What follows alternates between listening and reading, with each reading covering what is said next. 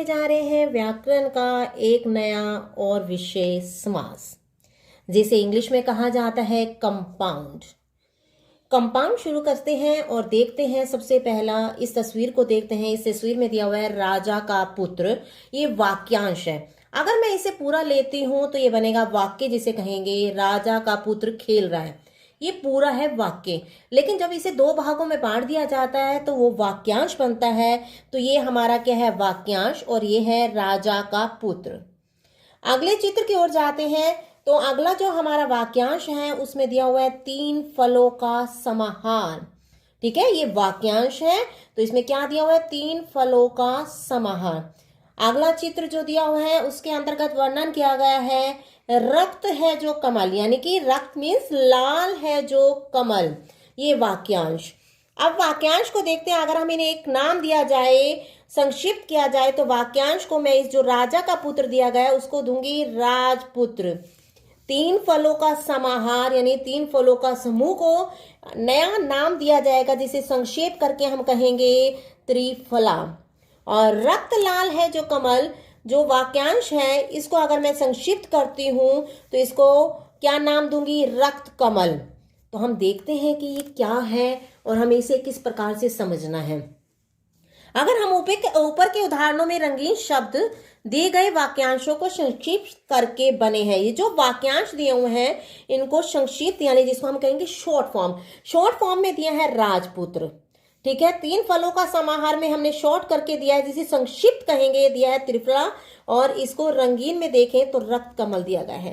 इस संक्षिप्त करके शब्द रचना करने को ही हम क्या कहते हैं? समास। यानी कि छोटा करके लिखने की प्रक्रिया को ही क्या नाम दिया जाता है? समास नाम दिया जाता है।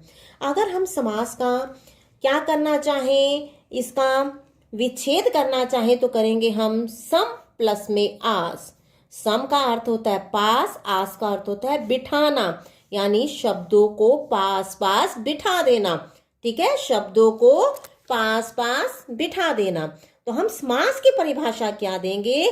परस्पर संबंध रखने वाले 2 या 2 से अधिक शब्दों या अव्यय या उपसर्ग प्रत्यय के मेल होने पर किसी सार्थक शब्द का निर्माण करने की प्रक्रिया को समास कहते हैं। यानी कि क्या कहेंगे? 2 या 2 से अधिक शब्द जो आपस में क्या रखते हो? संबंध रखते हो।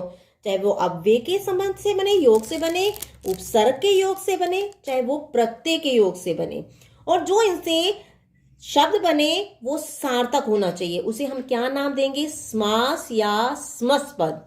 अब मैंने यहां पर बताया कि अव्यय के योग से भी बन सकते हैं, उपसर्ग के योग से भी बन सकते हैं, और प्रत्यय के योग से भी बन सकते हैं, और शब्द के योग से भी बन सकते हैं। तो हम इसे एग्जाम्पल से क्लियर करने का प्रयास करते हैं। यहां देखते हैं, हमने लिया स्नान के लिए घर और इसे संक्षिप्त किया स्नान घर। तो यहाँ जो स्नान है ये भी शब्द है और ये घर भी एक शब्द है, यानी कि यहाँ 2 शब्दों का मेल हुआ है। ठीक है, और अगला हम जो देखते हैं ध्वनि की ध्वनि, ये प्रति प्लस ध्वनि के योग से बना है। ये प्रति क्या है? उपसर्ग है, और ध्वनि क्या है? शब्द। यानी कि यहाँ शब्दों के योग से बना है और यहाँ उपसर्ग और शब्द के योग से बना है। अगला हम देखते हैं ध्यान के साथ, और इसको हम कहेंगे संक्षिप्त करने की प्रक्रिया ध्यान पूर्वक। तो ये ध्यान है जो हमारा ये शब्द है, और पूर्वक क्या है? प्रत्यय। तो यहाँ शब्द और प्रत्यय से हमने समास बनाया है। यहाँ देखिए यथा विधि है और इसका हम विग्रह करेंगे विधि के अनुसार। तो यथा जो है हमारा ये अव्यय है और विधि क्या है? शब्द। तो हमने यहाँ समास बनाने के लिए शब्दों का योग भी किया है, उपसर्ग का योग भी किया है, और शब्द और प्रत्यय का योग भी किया है, और साथ ही अव्यय और शब्द का योग भी किया है। तो हम क्या कहेंगे? परस्पर संबंध रखने वाले 2 या 2 से अधिक शब्दों का योग हो, या उपसर्ग और शब्दों का योग हो, या शब्द और प्रत्यय का योग हो, या अव्यय और शब्द का योग हो। तो उन्हें संक्षेप करने की जो प्रक्रिया होती है उसे क्या कहा जाएगा? समास या समस्त पद। चलिए देखते हैं आगे। जो हमारा समस्त पद बना है तो हम कहेंगे कि किसी भी समस्त पद में 2 पद होते हैं। ठीक है। जो प्रथम पद होता है उसे पूर्व पद की संज्ञा दी जाती है तथा द्वितीय पद को उत्तर पद की संज्ञा दी जाती है। तो प्रथम पद कौन सा होगा? जैसे है यथा समय, तो यथा क्या है हमारा? पूर्व पद, और समय क्या है? उत्तर पद, जिसे हम द्वितीय पद कहा जाता है, लेकिन व्याकरण में समास की प्रक्रिया में इसे नाम दिया जाएगा उत्तर पद। ठीक है। तो हमारे कितने समास पद में कितने पद होते हैं? 2, एक पूर्व पद और एक उत्तर पद। अब ये समास को मैं बार बार शब्द का प्रयोग करी थी, विग्रह करके देखते हैं। तो ये विग्रह क्या है उसे हम जानने का प्रयास करते हैं। विग्रह समास पद में लुप्त हुए पदों, अव्ययों, कारक चिन्हों आदि को पुनः पूर्व रूप में लाना ही विग्रह कहलाता है। जैसे ये हमारा समास पद है रेलगाड़ी, और अगर मैं इसे विग्रह मतलब इसमें क्या मैंने प्रयोग किया? पर, तो हमने क्या कारक चिन्ह का प्रयोग किया? अधिकरण में पर, तो रेल पर चलने वाली गाड़ी, उसे क्या करना? लुप्त जो पद हो चुके हैं, इसमें लुप्त हो चुके हैं, उन पदों को पूर्व रूप में ही लाना क्या कहलाता है? हमारा विग्रह, यानी कि अलग अलग करके लिखना, विग्रह करना ही कहलाता है। तो आगे देखेंगे हम समास के भेद। आपके देखा जाए तो समास के भेद कहीं व्याकरण में किसी में 6 दिए गए हैं, किसी में 4, लेकिन मैंने यहाँ पर 4 भेद किए हैं और आगे इन्हें उपपद भागों में बांटा है। जो उप भाग है वो देखेंगे हम। सबसे पहले देखते हैं समास के 4 कौन कौन से भेद हैं। अव्ययी भाव समास, तत्पुरुष समास, द्वंद्व समास और बहुव्रीहि समास। अव्यय हमारा 1, तत्पुरुष 2, द्वंद्व 3 और बहुव्रीहि 4। यहाँ हमारा तत्पुरुष समास दिया गया है, इसके आगे हमने पाठ किए हैं द्विगु समास, कर्मधारय समास। जो आगे इसके उपभेद होंगे वो मैं आपको आगे आगे कंसेप्ट में क्लियर करती जाऊंगी। सबसे पहले जो हम देखते हैं समास का सबसे पहला भेद अव्यय भाव समास। नाम से ही क्लियर हो रहा है, अव्ययी यानी कि अव्यय। जिस समास का पहला पद यानी कि पूरा पद अव्यय हो तथा प्रधान हो। प्रधान होता है मेन, जैसे कहा जाता है कि आपका प्रधान मुखिया कौन है, हेड कौन है, तो यहाँ पे हेड होगा कौन? अव्यय। तो आपका यहाँ पर जिस समास का पहला पद अव्यय हो तथा प्रधान हो उसे अव्ययी भाव समास कहते हैं। पहचान के लिए हम अगर देखें, जिसको हम पूरा पद या पहला पद कहेंगे, उसमें अव्यय कौन कौन से होंगे? अनु, आ, प्रति, भर, यथा, हर आदि। ठीक है, ये आप सब होंगे। पहला पद कौन कौन सा होगा? अनु, आ, प्रति, भर, यथा, हर। ये आपके पूरा पद में ये दिए जाएंगे। हम एग्जाम्पल से यहाँ क्लियर कर लेते हैं। पूरा पद देखते हैं कौन कौन से जो अव्यय दिए गए हैं। जैसे हमारा देखते हैं समास पद बनता है प्रतिदिन। पूरा पद कौन सा है? प्रति, जो अव्यय हमारा, और उत्तर पद कौन सा है? दिन।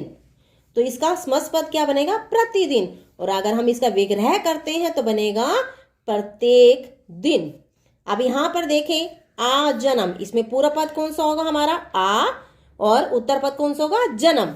आ प्लस में जन्म। आ क्या है? अव्यय, जो मैंने यहां दिया गया है। ठीक है। और अगर इसका विग्रह करते हैं, अलग करते हैं कारक चिन्ह लगाकर, तो हमारा बनेगा जन्म से लेकर। अब आगे देखते हैं, हमारा समास पद है यथा संभव। यथा क्या है? पूरा पद जो है अव्यय, और उत्तर पद है हमारा संभव। तो हमारा इसका विग्रह बनेगा जैसा संभव हो। नेक्स्ट हम देखेंगे एग्जाम्पल, हमारा जो उदाहरण दिया गया है समास पद अनुरूप। अनु क्या है हमारा? पूरा पद, और जो अव्यय है साथ में उत्तर पद हमारा है रूप, और इसका अगर विग्रह करने जा रहे हैं तो रूप के योग्य। अब देखेंगे अनु भी दिया गया है, यहाँ प्रति भी आ चुका है, आ भी आ चुका है, और यथा भी आ चुका है। आगे हमारा है भरपेट। तो पूरा पद कौन सा इसमें? भर, जो अव्यय है। अव्यय क्या होते हैं? जिनका हम स्वतंत्र रूप से प्रयोग नहीं करते। अगर हम एक एग्जाम्पल लेते हैं आ, तो इसका मतलब क्या? आ नहीं, इसका मतलब है पर्यंत, यानी जन्म से लेकर, जन्म से लेकर। और यथा अगर हम अव्यय प्रयोग करना चाहे, क्या हम प्रयोग करते हैं? जितने भी अव्यय मैंने यहाँ दिए हैं, अनु, आ, प्रति, भर, यथा, हर, ये स्वतंत्र रूप में प्रयोग नहीं किए जाते, तो ये अव्यय होते हैं। तो यहाँ हमारा अगला जो हम देख रहे थे भर पेट, यहाँ भर आपका अव्यय है जो पूरा पद भी है, और पेट आपका उत्तर पद है, और इसका विग्रह करेंगे तो पेट भर के। अगला एग्जाम्पल हमारा है हाथों हाथ। ठीक है, तो यहाँ पर ये क्या है, हाथ क्या है हमारा अव्यय पूरक पद, उत्तर पद है हाथ, तो इसका विग्रह क्या बनेगा, हाथ ही हाथ में। नमस्कार। भारतीय संस्कृति, जैसा कि आप जानते हैं, इस संस्कृति की सबसे बड़ी विशेषता आपस में जोड़ कर रखना, चाहे किसी भी जाति का हो, चाहे किसी भी धर्म का हो। और इस जोड़ने की प्रक्रिया में हिंदी में भी एक विषय लिया गया है, समास, जहां दो पदों को आपस में जोड़ा जाता है, जिसे हम समास या समसपद कहते हैं। इसके अंतर्गत हम विग्रह भी पढ़ते हैं कि विग्रह क्या होता है, अलग करना, कारक चिन्ह लगाकर अलग करना पूरक पद और उत्तर पद को। तो इस अलग करने की प्रक्रिया, ये विग्रह की प्रक्रिया आज कोरोना के काल में भी बहुत जरूरी है, क्योंकि जितना हम 2 गज की दूरी अपनाएंगे उतना ही कोरोना महामारी से बच पाएंगे। तो इस प्रक्रिया के अंतर्गत जो हम समास समसपद कर रहे हैं, उसके अंतर्गत हमने सबसे पहले किया था अव्ययी भाव समास, और आज हम करेंगे तत्पुरुष समास। जहां पूरा पद, जहां मैंने आपको बताया था कि पूरा पद क्या होता है, पहला पद, जहां पूरा पद विशेषण होने के कारण क्या होगा, गौण होगा। जहां पूरा पद क्या होगा, विशेषण होगा और गौण होगा, तथा उत्तर पद विशेष्य होने के कारण प्रधान होता है, मेन होता है, वहां तत्पुरुष समास होता है। ठीक है, इस प्रकार तत्पुरुष समास में सदैव पूरा पद क्या होगा, गौण, तथा उत्तर पद प्रधान होता है। तो यहाँ मैं एग्जाम्पल से क्लियर करती हूँ।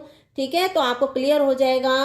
कुमार क्या है और राज क्या है, राज है पूरा पद और कुमार है उत्तर पद। यहाँ पे पता चल रहा है कि कुमार की विशेषता क्या है कि वो राजा का पुत्र है। राजा क्या हो गया, विशेषण, और कुमार क्या हो गया, विशेष्य। यहाँ विशेषता किसकी पद चल रही है, कुमार की। क्या विशेषता पद चल रही है कि वो राजा का पुत्र है। तो यहाँ कौन सा हो गया, कौन सा समास हो गया, तत्पुरुष समास। तो ये कौन सा है, ये गौण है और ये प्रधान है। प्रधान मतलब मेन, कुमार मेन है और राज क्या है, यानी कि राजा गौण है। तो ये पूरा पद, ये उत्तर पद। पूरा पद क्या होगा, हमेशा विशेषण होगा और उत्तर पद विशेष्य होगा। तो तत्पुरुष समास आपको क्लियर हो गया होगा डेफिनेशन से। तो आगे हम देख रहे हैं तत्पुरुष समास के भेद। कौन कौन से भेद हैं, लुप्त कारक चिन्ह तत्पुरुष समास, अलुप्त तत्पुरुष समास, नांज तत्पुरुष समास, कर्मधारय तत्पुरुष समास और द्विगु तत्पुरुष समास। ये इसके उपभेद दिए गए हैं तत्पुरुष समास के कि कौन कौन से हैं। तो सबसे पहले हम करेंगे लुप्त कारक चिन्ह तत्पुरुष समास।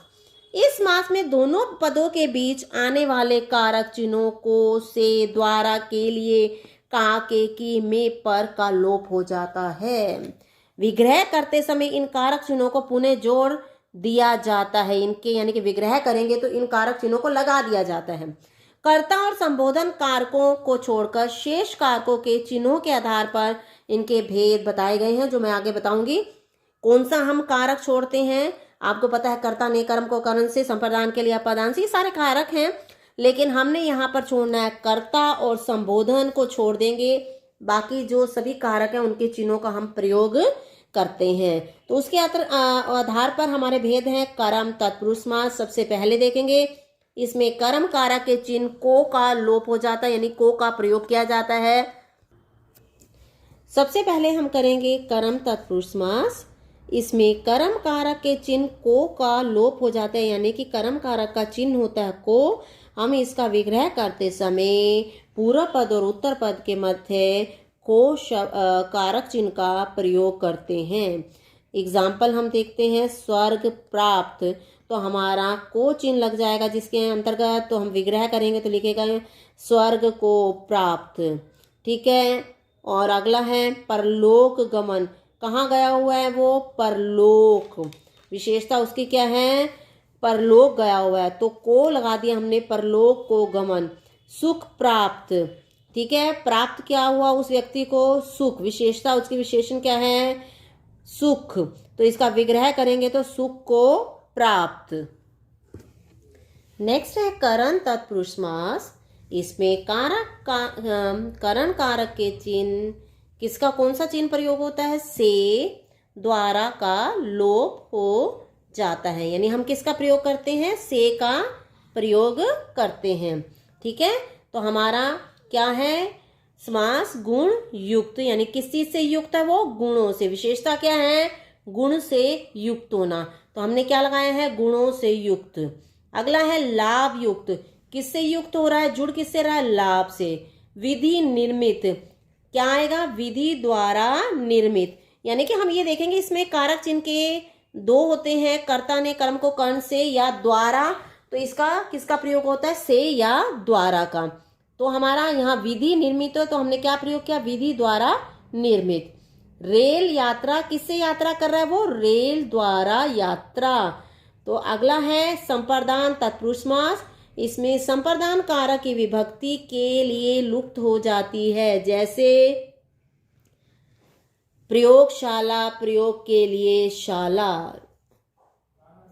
का लोप हो जाता है। ओके, तो इसमें संप्रदान कारक की विभक्ति के लिए का लोप हो जाता है। लुप्त होना मतलब छिप जाना होता है, यहाँ पर लोप आना था, तो लोप हो जाता है।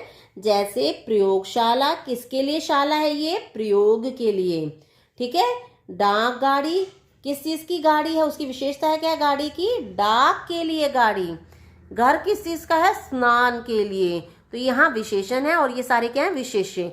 आवेदन पत्र, आवेदन के लिए पत्र। अगला जो हम देखेंगे अपादान तत्पुरुष समास, इसमें अपादान कारक के चिन्ह से, ठीक है, जो हमें किस चीज का बोध करवाता है, अलगाव का बोध कराता है, का लोप हो जाता है।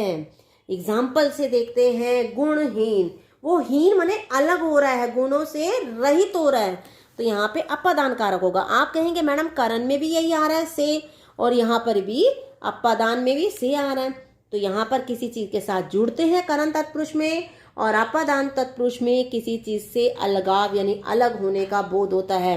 जैसे अगला हमारा दोष मुक्त, तो किससे अलग हो रहा है, वो दोषों से मुक्त हो रहा है। लक्ष्य भ्रष्ट, किससे अलग हो रहा है, अपने लक्ष्य से।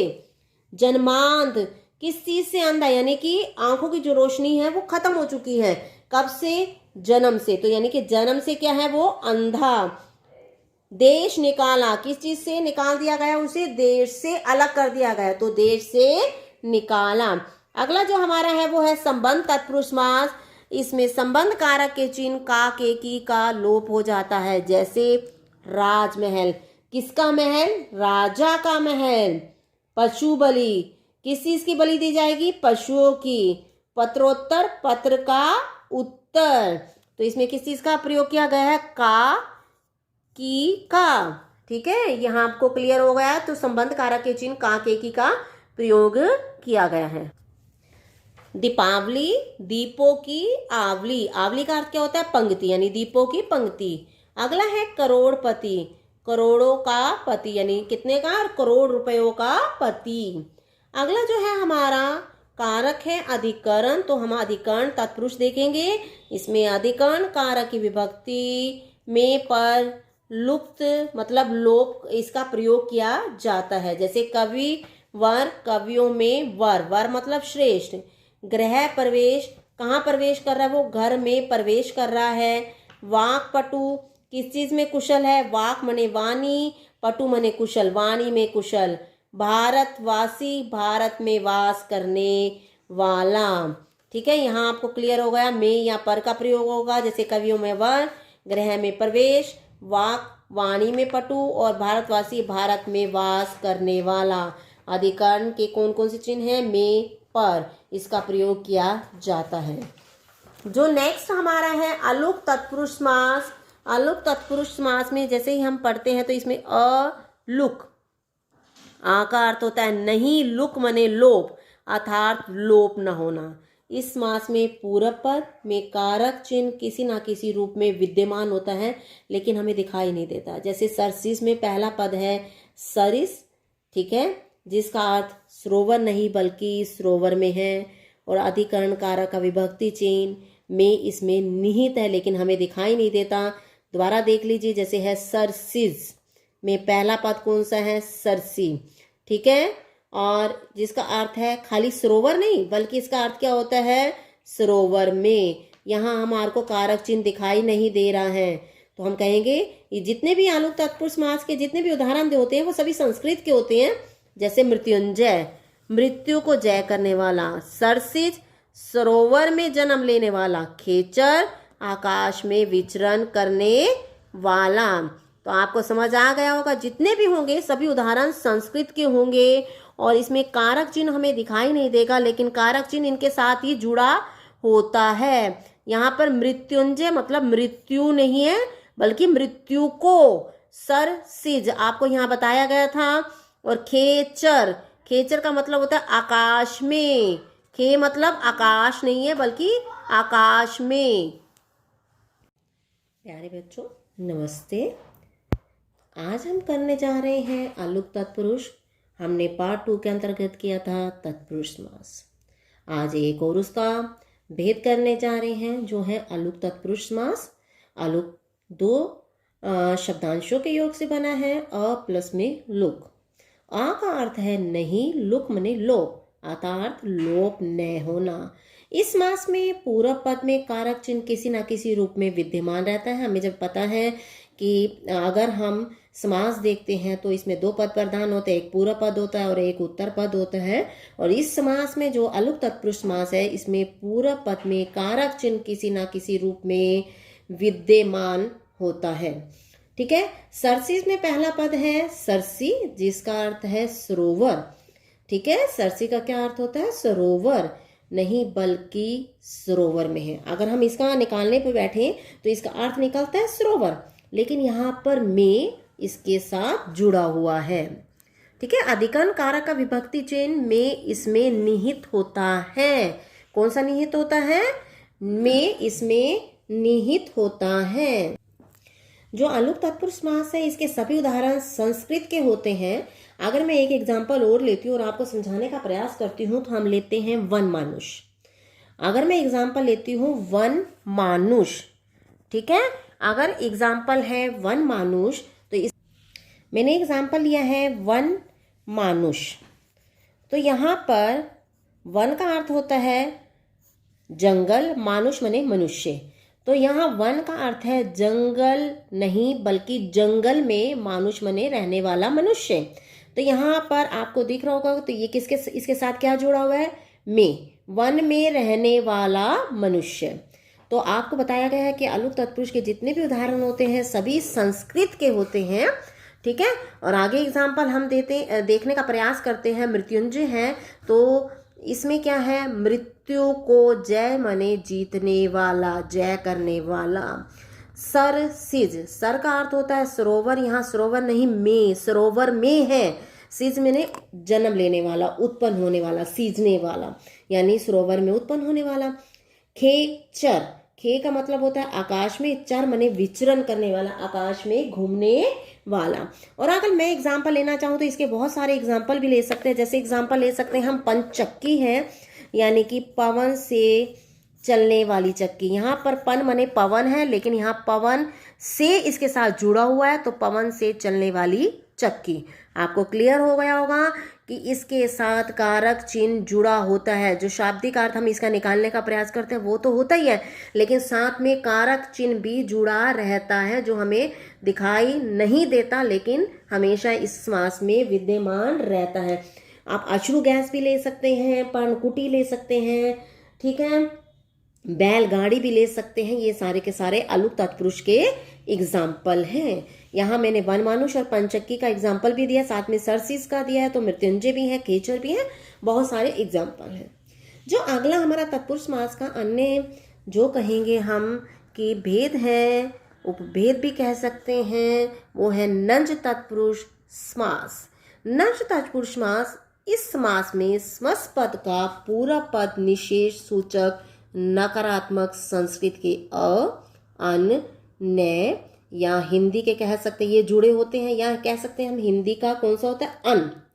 ठीक है। हिंदी का अन, अरबी फारसी का न उपसर्ग होता है। संस्कृत का कौन कौन सा? अ, अन, विसर्ग, यहाँ हलंत लगा हुआ है, न ये जुड़ा होता है, और हिंदी का अन या अरबी फारसी का न उपसर्ग होता है। और इसमें क्या होता है? पूरा पद निषेध सूचक या नकारात्मक होता है। जैसे एग्जाम्पल में इनका हम क्या करते हैं, पहले देख लेते हैं। विग्रह करते समय अ, अन, न, अन न को हम न कर देते हैं, इनका क्या कर देते हैं, नैम कर देते हैं। जैसे अगर हम देखें कि यहाँ हमने संस्कृत का अ दिया हुआ है, असत्य, संस्कृत का है अ, तो यहाँ पर क्या बन जाएगा, अ संस्कृत का है तो न सत्य, अनादर है तो अ संस्कृत का है और क्या बन जाएगा, न आदर। ठीक है, तो हमारा हमने बताया है कि संस्कृत का अ दिया है, तो यहाँ पे अ के एग्जाम्पल ले लिए और हमने अ को क्या कर देना, हटा देना, और उसकी जगह हमने क्या प्रयोग करना है, न का प्रयोग कर देना। यानी कि पूरा पद किसका है, निषेधात्मक, यानी कि सत्य नहीं है, आदर नहीं किया जा रहा। अगला जो एग्जाम्पल देखते हैं वो हमने लिया ना पसंद। मैंने आपको बताया है कि ना भी दिया होगा तो आपका ये किसका है, अरबी फारसी का है, अरबी फारसी का उपसर्ग दिया गया है न, तो अब हमने क्या किया, यानी कि मुझे पसंद नहीं है, तो हमें पूरा पद नकारात्मक सोच का प्रतीक है, तो यहाँ पर हमारा आएगा न पसंद। अनपढ़, यानी कि न पढ़ा हुआ, जो पढ़ा लिखा न हो, तो यानी कि पूरा पद हमारा नकारात्मक या निषेधात्मक उत्तर देता है हमें। और हम क्या करते हैं, न, अन, इनको हटाकर हम किसका प्रयोग करते हैं, न का प्रयोग किया जाता है। तो अगला जो हमारा तत्पुरुष का अगला उदाहरण, यानी कि सॉरी उदाहरण नहीं, उपभेद है, वो है कर्मधारय समास। इस समास में दोनों पदों, यानी कि जो पूर्व पद होता है और उत्तर पद होता है, इनके मध्य विशेषण विशेष्य या उपमान उपमेय का संबंध होता है। जो हमारा मोस्ट इम्पोर्टेंट समास है वो कर्मधारय और अलुक तत्पुरुष। वैसे तो सभी इम्पोर्टेंट है, लेकिन इनमें से हमारे जो भी अगर हम अब करने जा रहे हैं या हम लाइफ टाइम में किसी भी एंट्रेंस पेपर देते हैं तो ये एग्जाम्पल्स इसके जरूर आते हैं। तो ध्यान से देखिएगा, इस समास में दोनों पद, पूर्व पद और उत्तर पद के मध्य विशेषण विशेष्य या उपमान उपमेय का संबंध होता है। आपको बता भी देती हूँ, मैं क्लियर भी कर देती हूँ कि विशेषण क्या होता है, विशेष्य क्या होता है, ताकि आगे जैसे नॉन मेडिकल मेडिकल लेते हैं तो हम इस समय के भूल जाते हैं और आगे चलते जाते हैं। अगर आपका अभी बेस क्लियर हो जाएगा तो आपको लंबे समय तक ये चीजें याद रहेंगी। विशेषण क्या है, संज्ञा या सर्वनाम की विशेषता बताने वाले शब्द, संज्ञा या सर्वनाम की विशेषता बताने वाले शब्द।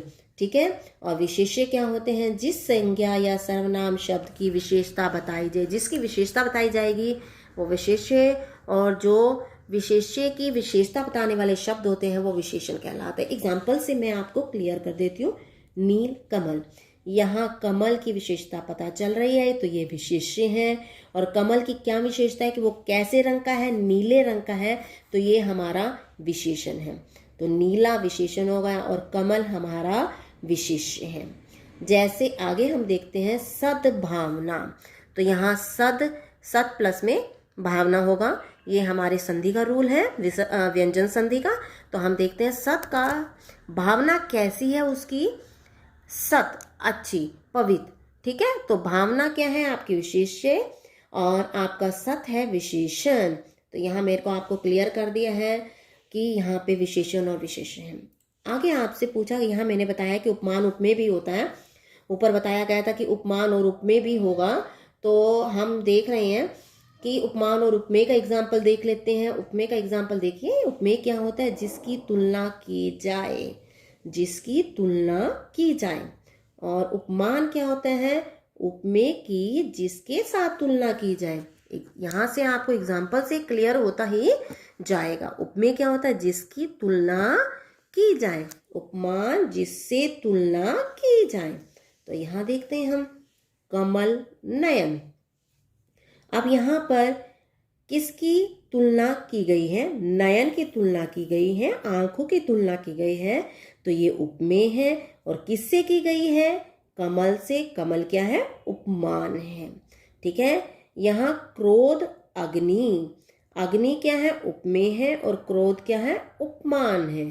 ठीक है, ये आपको क्लियर हो गया होगा कि यहाँ कमल नयन है और यहाँ पर क्या है, यहाँ पर आपको बताया गया। अगर मैं यहाँ लेना चाहूँ एक एग्जाम्पल और लेकर मैं आपको क्लियर कर सकती हूँ, कनक लता। यहाँ किसकी विशेषता पता चल रही है, यानी कि उपमेय की। उपमेय की तुलना, जिसकी तुलना की जा रही है, किसकी तुलना की जा रही है, लता की तुलना की जा रही है, किससे, कनक से, यानी सोने की लता। यहाँ पर लता क्या है? उपमेय, और आपका कनक क्या है? उपमान। कनक क्या है आपका? उपमान। तो यहाँ पर उपमेय और उपमान पता चल गया। जिसकी तुलना की जाए, किसकी तुलना की जा रही है? लता की। जिससे की जा रही है वो क्या है? कनक। तो कनक क्या हो गया? उपमान। अगर आप लेना चाहें तो आप ले सकते हैं। यहाँ पे बहुत सारे एग्जाम्पल हैं। कमल नयन का हम ले चुके हैं, ठीक है। घनश्याम का ले सकते हैं, चंद्रमुख का ले सकते हैं। चंद्रमुख में अगर मैं आपको क्लियर करना चाहूँ तो आप मुझे समझने का प्रयास कीजिए। यहाँ पर मुख की तुलना की गई है, किससे की गई है? चंद्र से। तो चंद्र क्या हो गया आपका? उपमान। और मुख क्या हो गया आपका? उपमेय। मेरी सोच के अनुसार ये आपको समझ ही आ गया होगा। मैंने 3 एग्जाम्पल मैं आपको दे चुकी हूँ। यहाँ कनक लता, लता है उपमेय, कनक है उपमान। और यहाँ पर अगर ले तो चंद्रमुख, मुख की तुलना की गई है, किससे की गई है? चंद्रमा से। चंद्रमा क्या होगा? उपमान। तो जो उपमा अलंकार है वो भी आपको समझ आ गया होगा इससे। चलिए हम देखते हैं विशेषण और विशेष्य के एग्जाम्पल कौन कौन से हैं। पहले हम देखने का प्रयास करते हैं कुछ ऐसे कर्म। यहां पर हम लेते हैं विशेषण विशेष्य, यानी कि दोनों बार विशेषण ही विशेषण आता है, ठीक है। जो विशेषता बताने वाले शब्द है वही प्रयोग किए जाए। कुछ ऐसे कर्मधारय समास में जिनमें दोनों ही पद विशेषण होते हैं तथा उस समास में विशेष्य नहीं होता, ठीक है।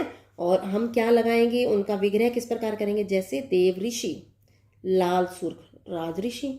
लाल भी, देव ऋषि, देव भी और ऋषि भी, ये दोनों क्या है? विशेषण है, विशेषता बताने वाले शब्द। वो देवता भी है, ऋषि भी है, तो हम इसका विग्रह करेंगे जो देव है, जो ऋषि है।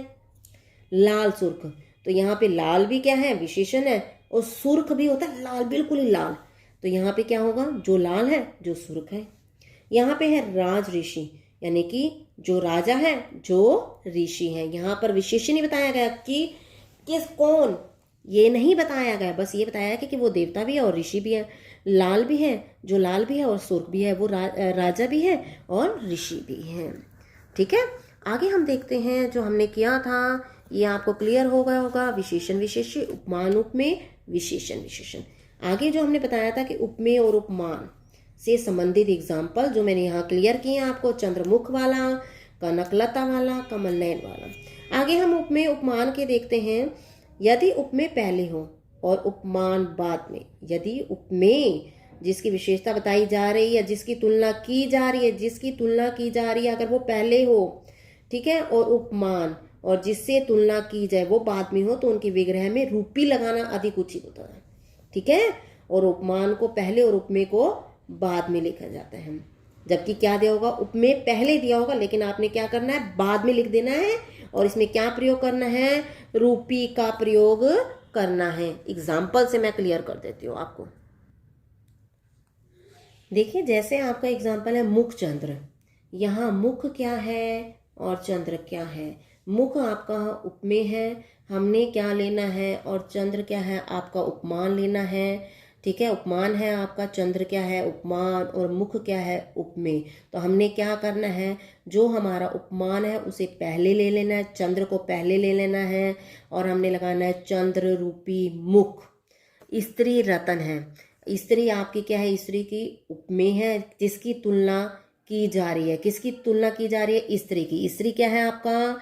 उपमेय, ठीक है। और रतन क्या है आपका? उपमान।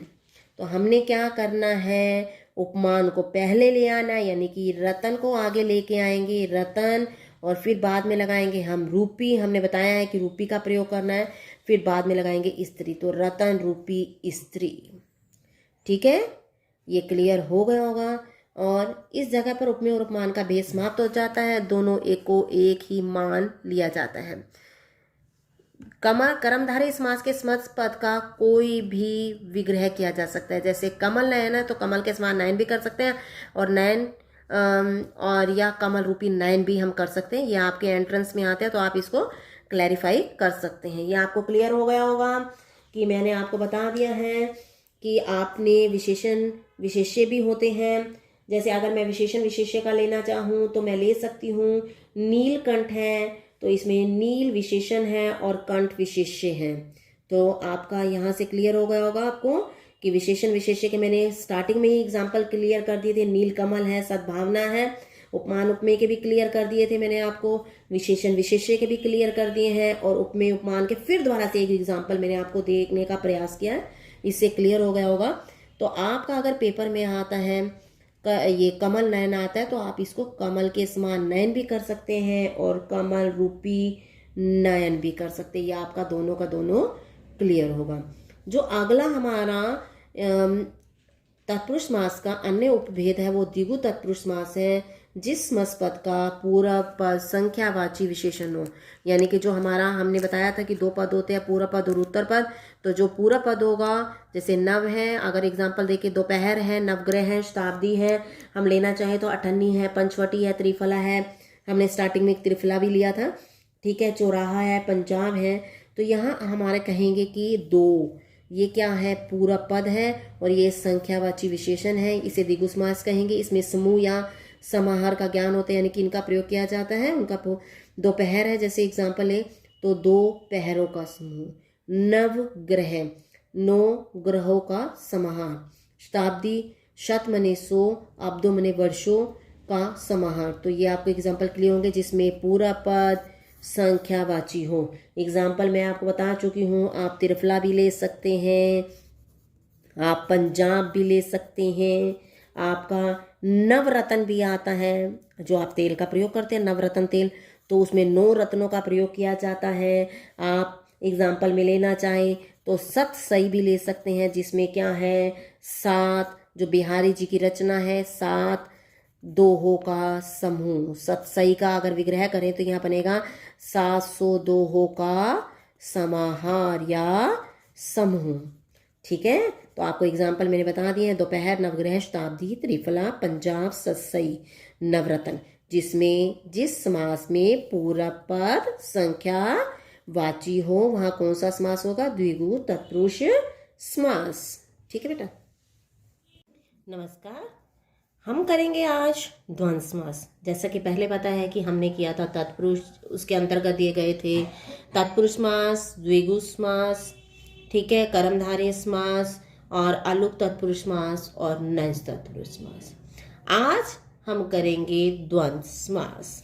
द्वंद्व समास क्या होता है, इस समास में दोनों पद प्रधान होते हैं, यानी कि आपको पता ही है दोनों पद कौन से होते हैं, पूरा पद और उत्तर पद, ये दोनों पद ही प्रधान होते हैं। यह समास और या अथवा आदि संयोजक यानी कि जोड़ने वाले या वैकल्पिक शब्दों का लोप कर देने से बनता है, ठीक है।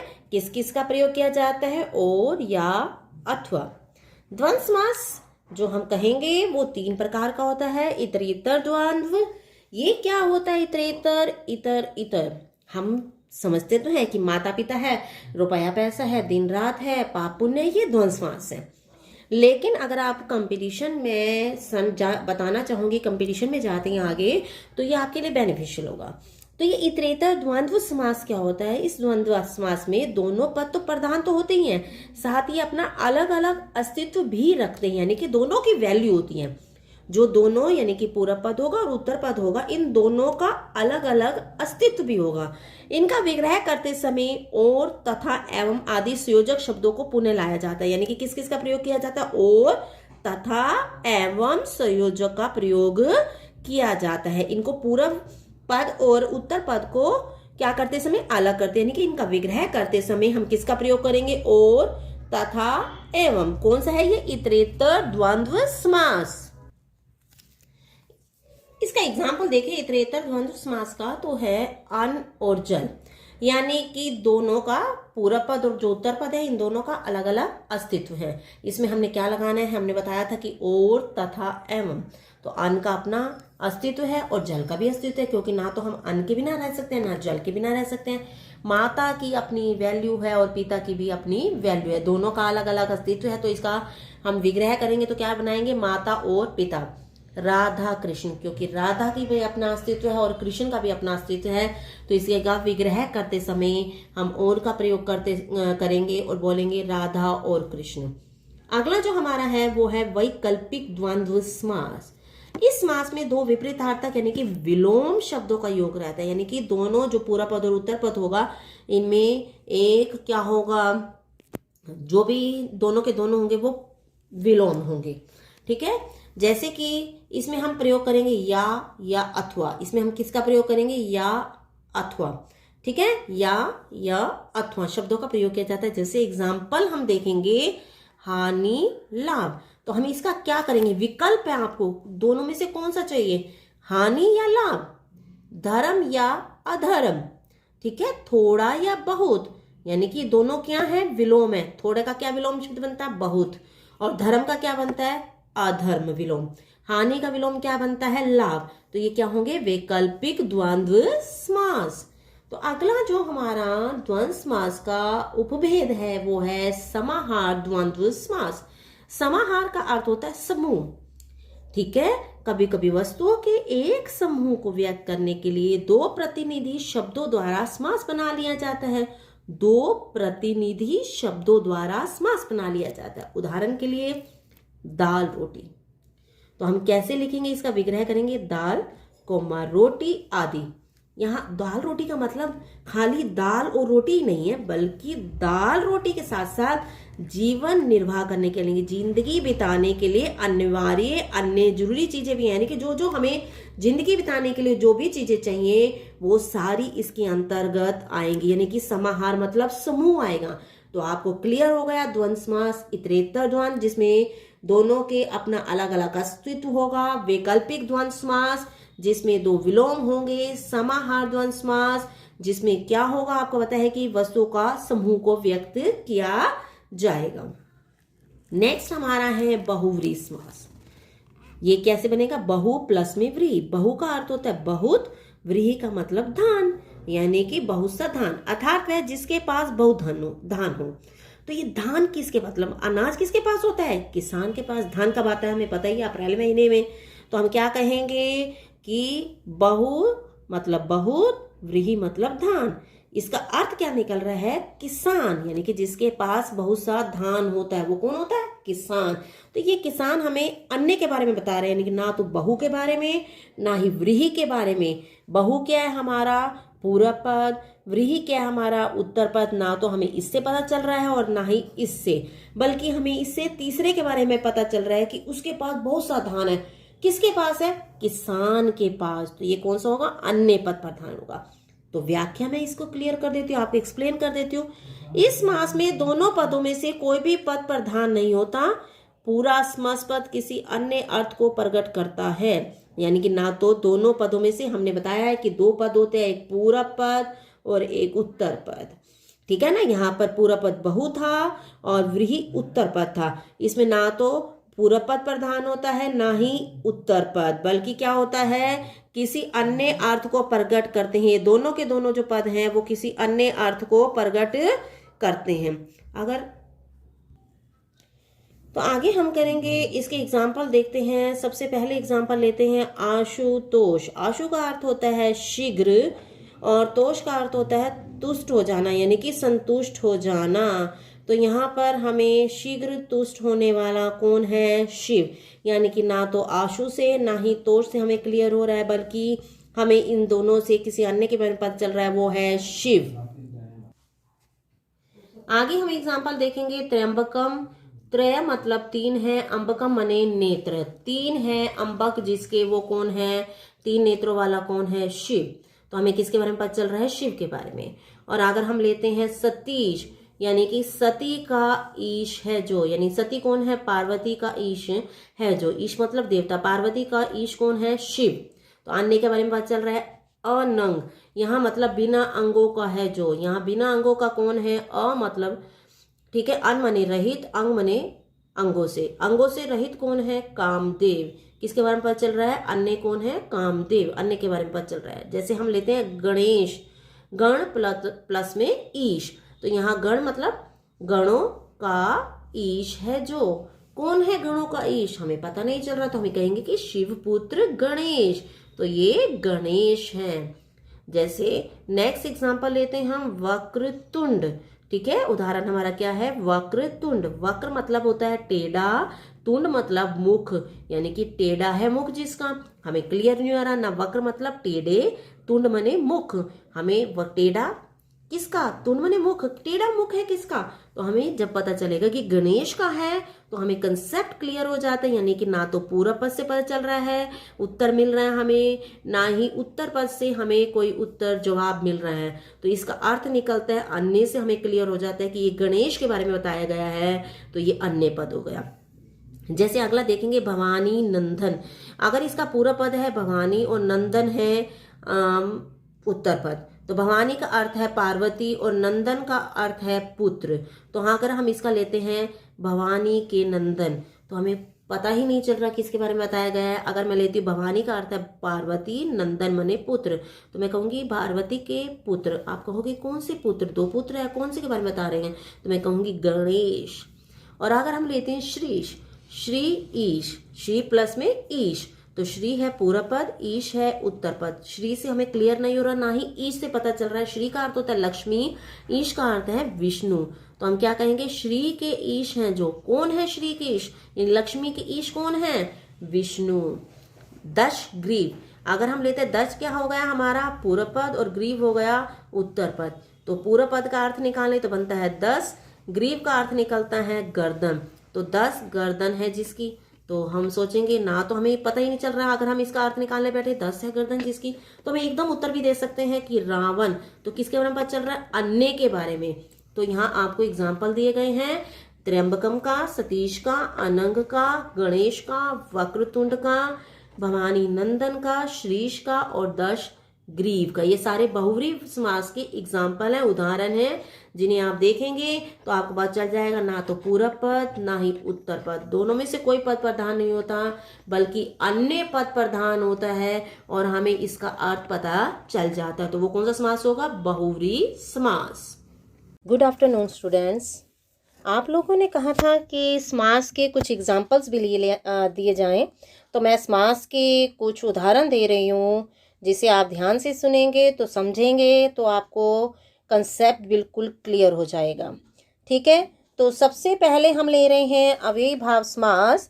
अव्ययी भाव समास के अंतर्गत हम देखते हैं कि जिसमें पूरा पद अव्यय होता है।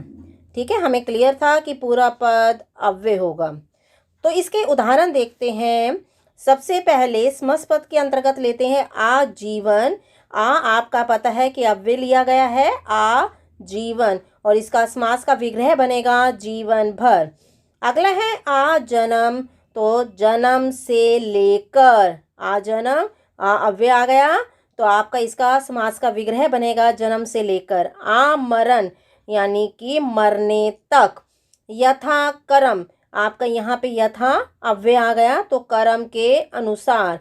यथा शक्ति, यथा आपका क्या है, अव्यय है। ठीक है, तो आपका क्या हो गया, शक्ति के अनुसार इसका विग्रह हो गया। अगला है यथा शीघ्र, तो आपका क्या इसका समास का विग्रह क्या होगा, जितना या जैसे शीघ्र हो, तो आपका आ गया और यहाँ पर यथा आ गया, ये क्या है, अव्यय है।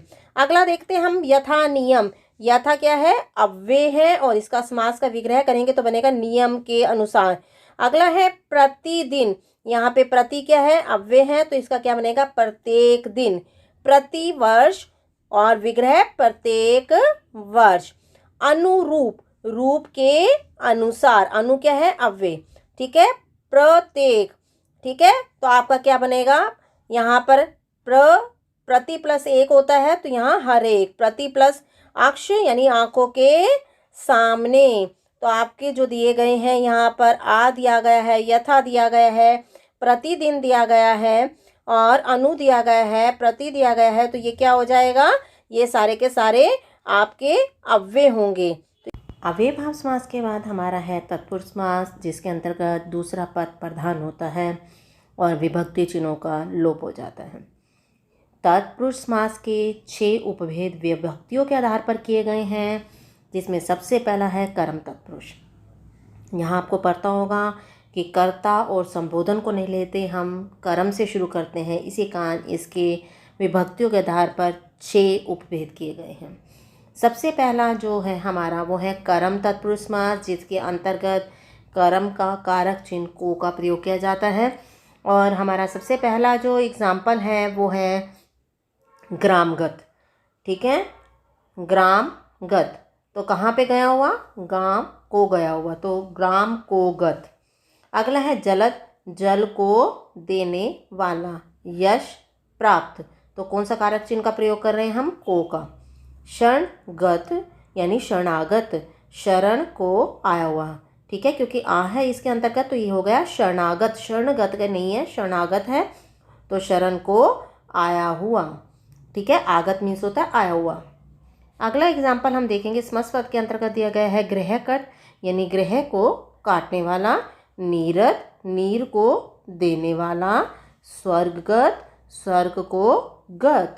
परलोक को गमन, कहाँ परलोक को क्या कर रहा है, वो गमन कर रहा है, जा रहा है। अगर मैं आपको देखूं कि एग्जाम्पल दिए हैं जो हमने स्मस पद लिए हैं तो हमें पता चलेगा। मैं अगर खाली गांव बोलती हूँ, गांव, तो आप कहेंगे गांव में क्या होगा, आग लग गई, मैं या किसी व्यक्ति को दिखा के बोलती हूँ कि वो गांव, तो आप कहोगे उस गांव, क्या ये लड़का गांव है, मैं कहूँगी नहीं, गांव को गया हुआ है। ठीक है, अगर मैं यह दिखाती हूँ कि आपको एग्जाम्पल ईजी सा ले लेते हैं हम कि स्वर्गगत।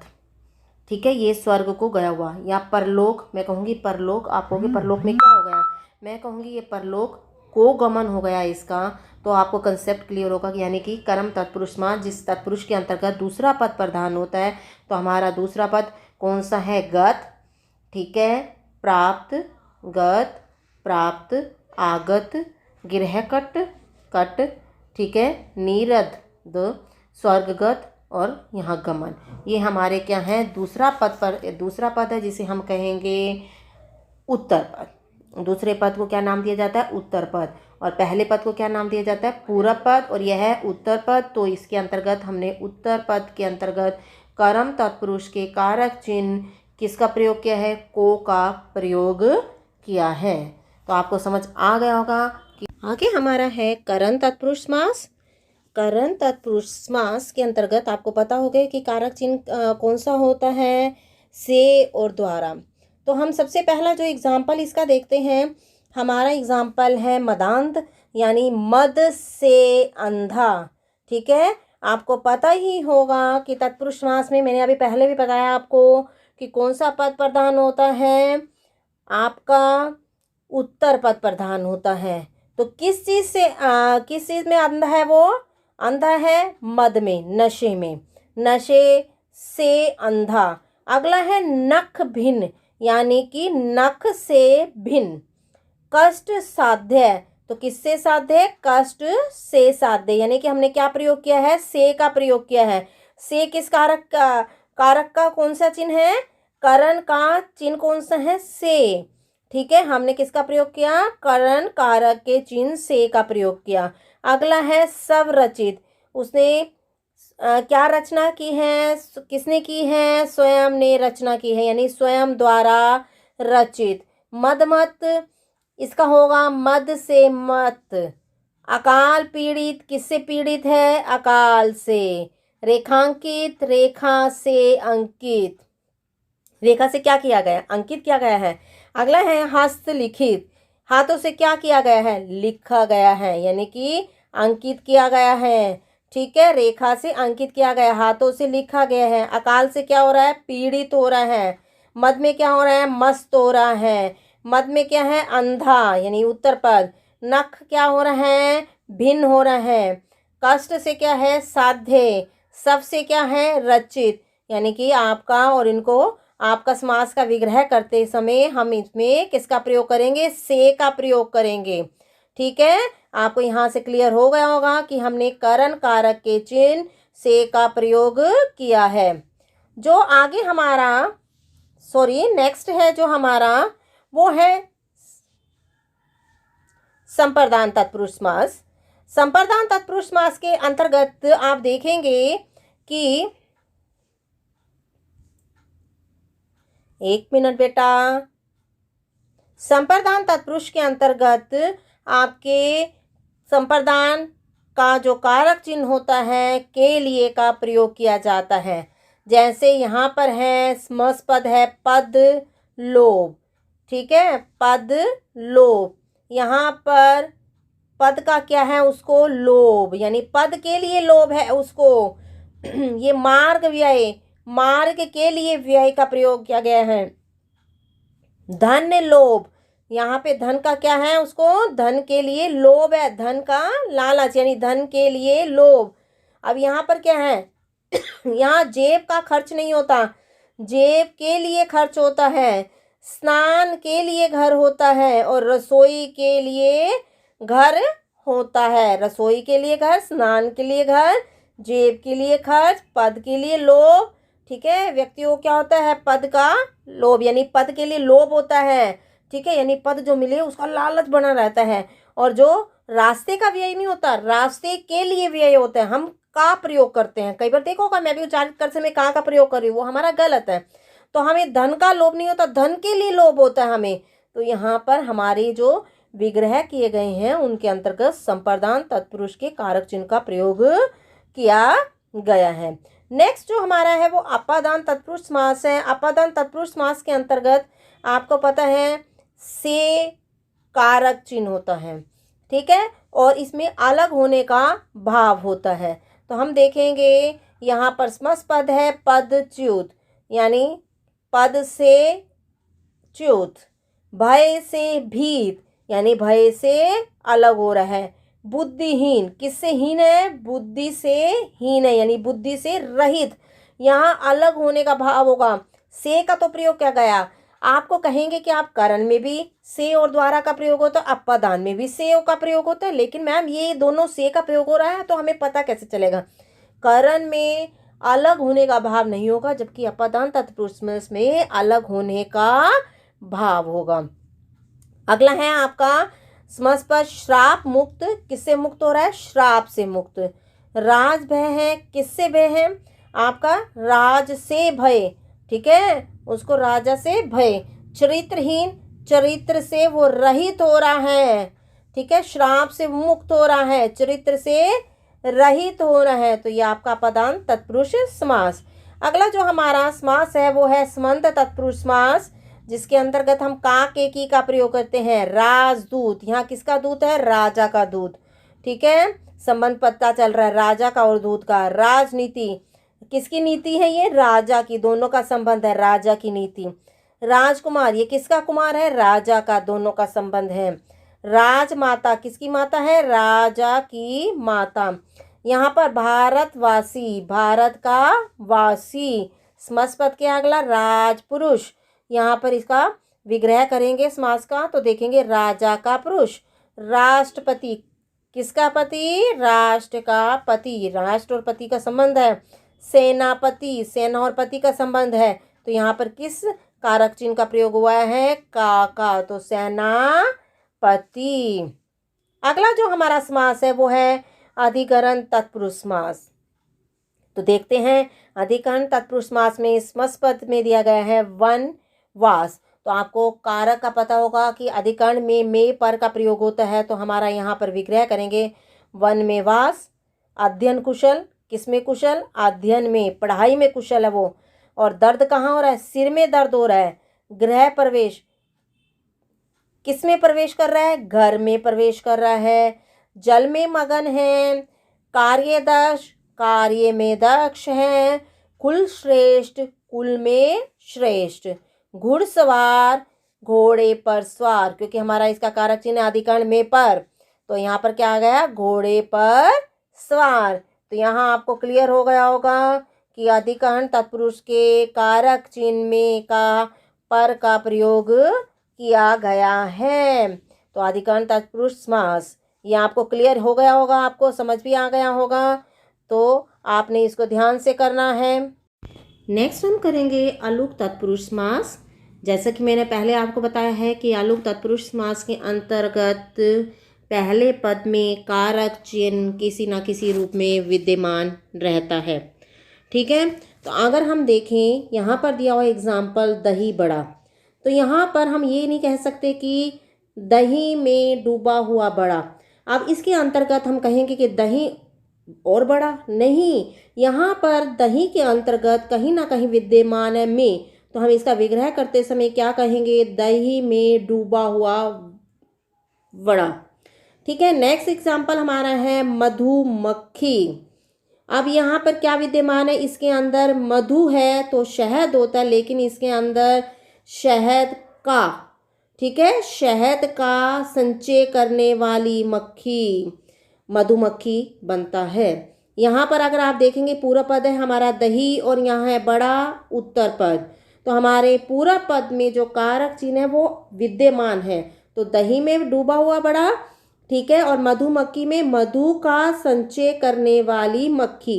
अब ये देखिए यहाँ पर है पंचक्की, यहाँ पन है आपका पवन जो है पूरा पद और चक्की है उत्तर पद। इसके अंतर्गत पवन से, इसमें पूरा पद में कारक चिन्ह विद्यमान है, तो बनेगा हमारा पानी से चलने वाली चक्की।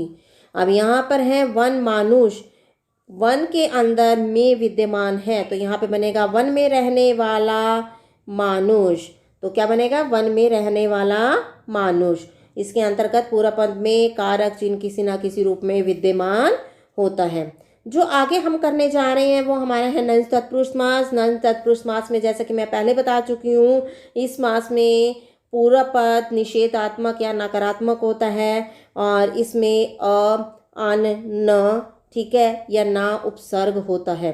तो अब जैसे कि पहले आप देखेंगे हमारा यहाँ पर दिया हुआ है अनर्थ, ठीक है, अनर्थ है तो यहाँ पर अविद्यमान है और जिसका नकारात्मक दे रहा है हमें निषेध सूचक दे रहा है कि न अर्थ, इसका कोई अर्थ नहीं है। अस्थिर यानी कि जो स्थिर नहीं है, न स्थिर। अन्याय यानी कि किस चीज़ का अभाव है यहाँ पर, न्याय का। यह है अधीर यानी कि वो बेचैन रहता है, धैर्य नहीं है, तो हम इसका विग्रह क्या करेंगे, न धीर। अनहोनी, अन प्लस में होनी तो यह न होनी। अन प्लस में आदर, ये अन कौन सा निकलेगा आपको पता होगा, यहाँ अन निकलेगा हलंत वाला। अन प्लस में आदर तो यहाँ क्या हो गया, अन मैंने आपको बताया था कि हलंत वाला किसका होता है, संस्कृत का, तो यहाँ संस्कृत के अन उपसर्ग का प्रयोग किया गया है, तो अन आदर यानी कि न आदर। यहाँ पर है अज्ञान, तो अ किसका दे रहा है हमें, ज्ञान के न होने का सूचक है ये। असंगत यानी कि न संगत, तो यहाँ पर आपको क्लियर हो गया ये हमें किस चीज़ का दे रहा है, हमें ज्ञान कि पूरा पद नकारात्मक भाव प्रदान कर रहा है। ये आपको क्लियर हो गया कि नंद तत्पुरुष समास के अंतर्गत पूरा पद निषेध सूचक या नकारात्मक क्या करता है, विचार प्रदान करता है। अगला जो हम करेंगे वो है कर्मधारय समास। कर्मधारय समास के अंतर्गत आपको पता ही है कि पूरा पद और उत्तर पद में विशेषण विशेष्य या उपमान उपमेय का संबंध होता है। तो पूरा पद में विशेषण विशेष्य का संबंध, विशेषण मैंने आपको क्लियर किया था क्या होता है, जिसकी विशेषता बताई जाए, और विशेष्य जिसकी विशेषता पर चलती है। तो यहाँ पे नीलकंठ, तो यहाँ पर नीला है कंठ, मैंने विशेषण विशेष्य के एग्जाम्पल लिए हैं यहाँ पर, ठीक है, ये विशेषण विशेष्य के एग्जाम्पल है। तो सबसे पहला एग्जाम्पल है नीलकंठ, यहाँ विशेष्य क्या आपका कंठ और नीला क्या है उसकी विशेषता कि उसका कंठ कैसा है, नीला, तो क्या विग्रह क्या करेंगे आप, नीला है जो कंठ। अगला एग्जाम्पल हम देखते हैं पीतांबर, यहाँ अंबर कैसे हैं, पीला, अंबर कैसा है, पीला, तो विशेषता क्या आ रही है यहाँ पर, पीला, और अंबर है विशेष्य और पीत है आपका विशेषण, तो क्या इसका समास का विग्रह बनेगा, पीला है जो अंबर। अगला अगर हम देखते हैं तो नील कमल, तो यहाँ क्या बनेगा, कमल की क्या विशेषता है कि वो नीला है, नीला है जो कमल। अब यहाँ पर देखें कि आप कहेंगे का पुरुष, यहाँ पुरुष की क्या विशेषता है कि वो कायर है, का अर्थ होता है कायर, तो यहाँ पे विशेष्य है पुरुष और कायर है विशेषण, तो विशेषण विशेष्य का पता चल रहा है आपको। महादेव, यहाँ देव क्या है विशेष्य और महा क्या है विशेषण, इसका विग्रह क्या बनेगा, महान है जो देव। ये आपको क्लियर हो गया होगा विशेषण विशेष्य कर्मधारय समास। अगला हम ले रहे हैं उपमान उपमेय कर्मधारय समास, जिसके अंतर्गत मैंने आपको बताया था कि उपमान उपमेय कर्मधारय समास के अंतर्गत क्या पता चलता है कि आपको उपमान और उपमेय में किसी की क्या की जाती है, समानता की जाती है। यहाँ श्याम क्या है आपका उपमेय है और घन क्या है उपमान, यानी उपमान और उपमेय, उपमान पहले दिया गया है और उपमेय बाद में दिया गया है, ठीक है। ये श्याम है आपका उपमेय और घन है उपमान। तो इसका विग्रह क्या करेंगे हम? उपमान और उपमेय का विग्रह करते समय हम के समान का प्रयोग करते हैं। तो क्या बनेगा? घन के समान श्याम।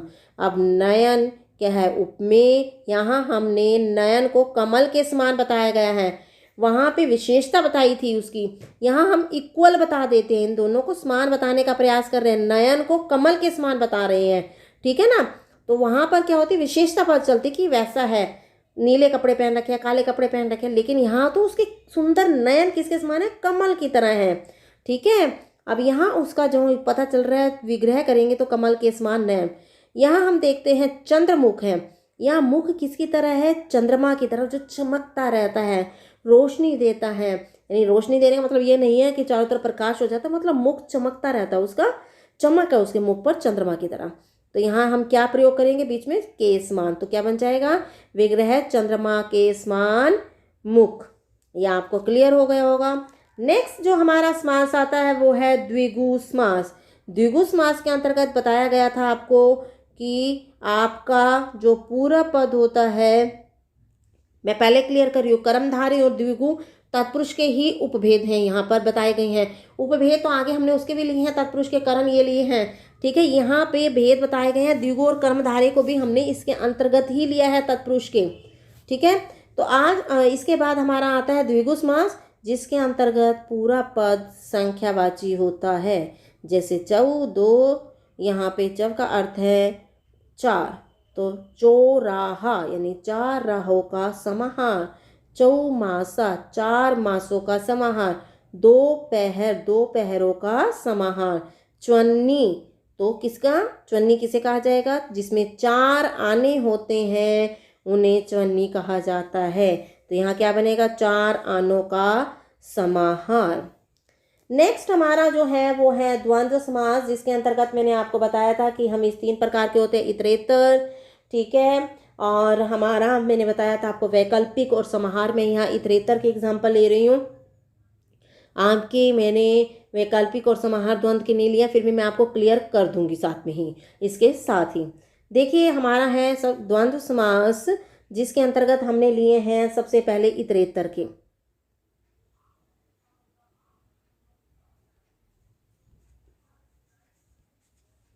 ठीक है। इतरेतर द्वंद्व समास के एग्जाम्पल ये है। तो यहाँ पर है सुख और दुख। जिंदगी में दोनों ही पद होते हैं, यानी कि हमारी जिंदगी में सुख भी होंगे और दुख भी होंगे, दिन और रात भी होते हैं, ठीक है। यहाँ पर आटा और दाल, मैंने आपको दाल रोटी लिया था, वो एग्जाम्पल आपको क्लियर हो गया होगा कि किसके अंतर्गत मैंने लिया था। वो हमने लिया था समाहार द्वंद्व समास के अंतर्गत। तो अगर हम वैकल्पिक का लेना चाहें तो हम वैकल्पिक में ले सकते हैं, पाप पुण्य ले सकते हैं, ठीक है। वैकल्पिक में हमारा पाप या पुण्य, ठीक है। अब आप लेना चाहें कि पाप या पुण्य ले लिया, ये वैकल्पिक के अंतर्गत आएगा। और अगर हम समाहार के अंतर्गत लें तो दाल रोटी हमारा समाहार द्वंद्व समास के अंतर्गत आता है। तो आपको इतना डिटेल में जाने की जरूरत नहीं है, आपने सिर्फ ये याद रखना कि द्वंद्व समास के अंतर्गत दोनों ही पद प्रधान होते हैं।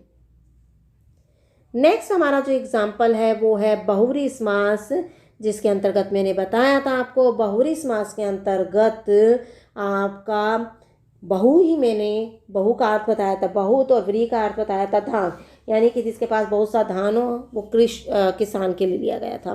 तो यहाँ पे हम जो देखना चाहें तो वो देखेंगे, हम एग्जाम्पल देखते ध्यान से। यहाँ पर घन श्याम, अगर मैं घन का करती हूँ, ठीक है, यहाँ काला, बादलों के समान, श्याम मने काला। यहाँ पर जो घन के समान है श्याम है, यानी बादलों के समान काला है। तो यहाँ बादलों के समान काला मतलब ना तो घन से क्लियर हो रहा है ना श्याम से क्लियर हो रहा है। तो यहाँ ना तो पूरा पद है प्रधान, ना ही उत्तर पद, बल्कि हमें अन्य पद श्री कृष्ण के बारे में पता चल रहा है। हमने एक दंत है, जो एक, आप कहेंगे एक, और मैं अगर लेती हूँ दंत, दांत, एक दांत, क्या होगा? आप कहेंगे एक दांत में कीड़ा लग गया, मैं नहीं कहूँगी, एक दांत है जिसका। तो यहाँ किसके बारे में पद चल रहा है? गणेश के बारे में, यानी कि तीसरा पद है, ना पूरा पद, ना पहला पद, ना दूसरा पद, बल्कि तीसरा पद प्रधान है, जिसे हम अन्य पद कहेंगे, ठीक है। तीसरे पद को क्या नाम दिया जाता है? अन्य पद। तो यहाँ पर नीलकंठ नीला है कंठ जिसका अर्थात शिव के बारे में पता चल रहा है। दशानन आप बहुत यूज करते हैं इस मास को। दश है आनंद जिसके अर्थात रावण। पीताम्बर पीले हैं अंबर जिसके अर्थात श्री कृष्ण। यहाँ आपको इससे क्लियर हो गया होगा। ठीक है, आप ये बहुव्रीहि समास के एग्जाम्पल क्लियर है।